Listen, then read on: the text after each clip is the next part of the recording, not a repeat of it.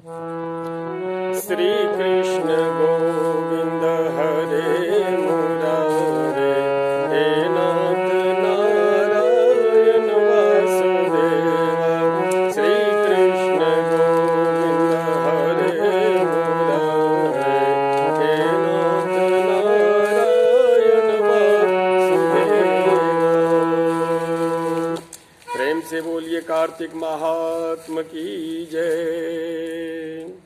नमस्कार श्रोता बंधु, आइए कार्तिक महात्म के अंतर्गत आज हम लोग जलंधर उपाख्यान में प्रवेश करते हैं।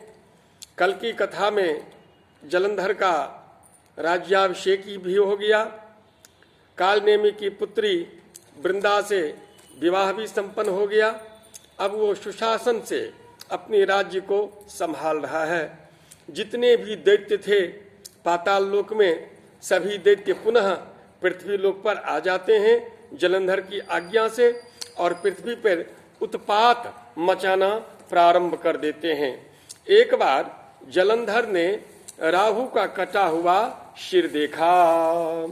नारद वाच, ये देवे निर्जिता पूर्वम दैत्या पाताल संस्थिता, तेपि भो मंडलम याता निर्भयास्तमुपाश्रिता। कदाचित शिर कछा कदाचित छिन्न शीर्षम, राहु दृष्ट्वा स दैत्यराज प्रपच्छ भार्गवम तत्र तच्छिरेश्चल कारणम। अब अपने गुरु शुक्राचार्य जी से प्रश्न करते हैं कि हे गुरुदेव, हे शुक्राचार्य जी, ये राहु का सिर कैसे कट गया।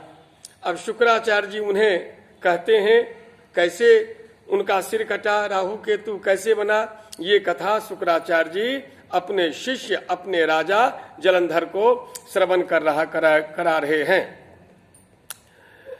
किसी समय राहु का कटा हुआ सिर देखकर जलंधर ने गुरु शुक्राचार्य से उसके सिर के कटने का कारण पूछा। शुक्राचार्य ने देवताओं के द्वारा समुद्र मंथन, उससे उत्पन्न रत्नों को देवताओं द्वारा छीन लेना तथा दैत्यों के अनादर युक्त हार का वर्णन सुनाना। जलंधर अपने पिता का मंथन सुनकर, अर्थात समुद्र से ही तो उत्पन्न है जलंधर का, तो अपने पिता का मंथन सुनकर उनकी आंखें क्रोध से लाल हो गई। उसने एक दूत को बुलाया, दूत का नाम था घसमर।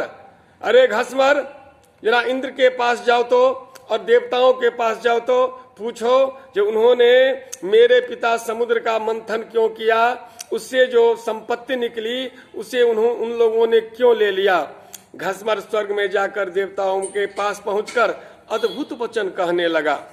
घसमर ने इंद्र के सभा में जाकर कहा, हे देवेंद्र, समुद्र का पुत्र, सब राक्षसों का स्वामी जलंधर का मैं दूत हूँ, और उन्होंने जो कहा है उसे सुनो। तुमने पर्वत से मेरे पिता समुद्र का मंथन क्यों किया?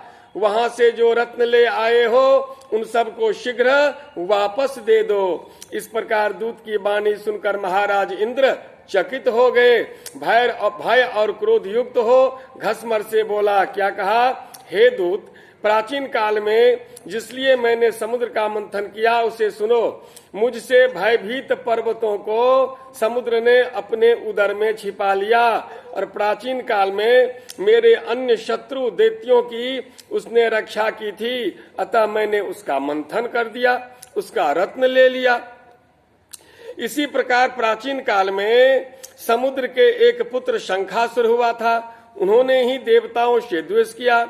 हमारे विष्णु भगवान ने सागर में घुसकर उसे मारा था। अतः अपने स्वामी के पास जाओ और समुद्र के मंथन का सारा संवाद तुम सुना दो। समुद्र के मंथन का कारण अपने स्वामी जलंधर से जाकर कह सुनाओ। नारद जी कहते हैं, इस प्रकार वह दूत इंद्र से विदा लेकर पृथ्वी पर आया और इंद्र का संपूर्ण कथन राजा जलंधर से कहा।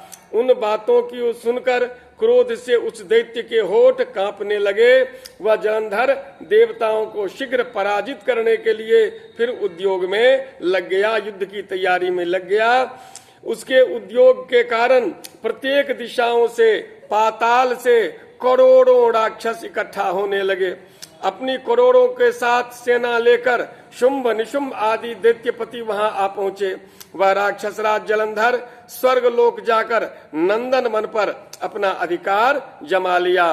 देवतागण भी युद्ध करने के लिए स्वर्ग से बाहर निकलते हैं। देवताओं ने देखा प्रबल दैत्यों की सेना ने अमरावती को घेर लिया है। राजधानी, स्वर्ग की राजधानी अमरावती को चारों तरफ से आच्छादित करके उन्होंने घेर लिया। तब तो देवताओं और दैत्यों में युद्ध होने लगा, भीषण युद्ध होने लगा। अनेक प्रकार के जिनके पास जो अस्त्र शस्त्र थे, जैसे मूसल, परिग, बाण, गदा, शक्ति, फरसा, से देवताओं दानवों ने एक दूसरे पर दौड़ दौड़ कर आक्रमण कर दिया। लड़ते लड़ते दोनों सेनाएं क्षीण हो गई।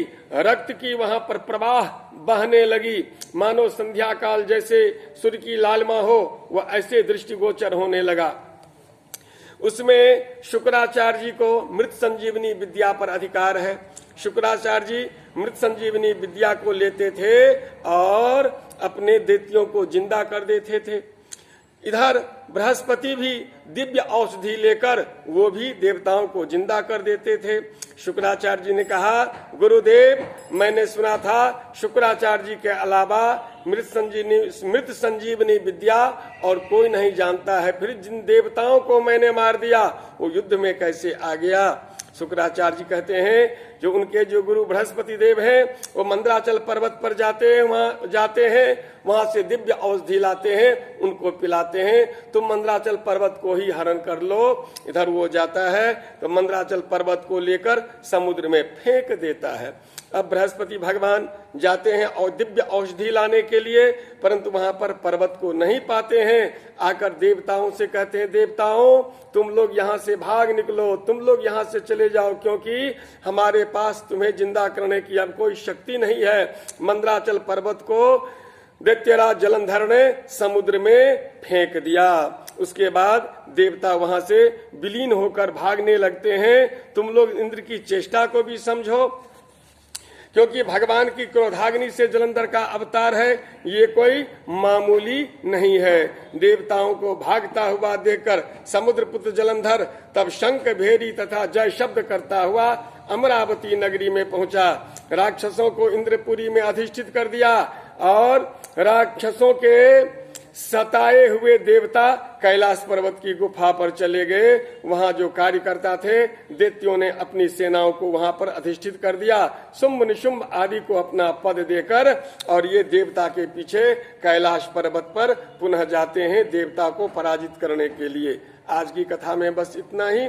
कल की कथा में इससे आगे हम लोग श्रवण करेंगे। हरिओम तत्सत, हरिओम तत्सत, हरिओम तत्सत। प्रेम से बोलिए कार्तिक महात्मा की जय।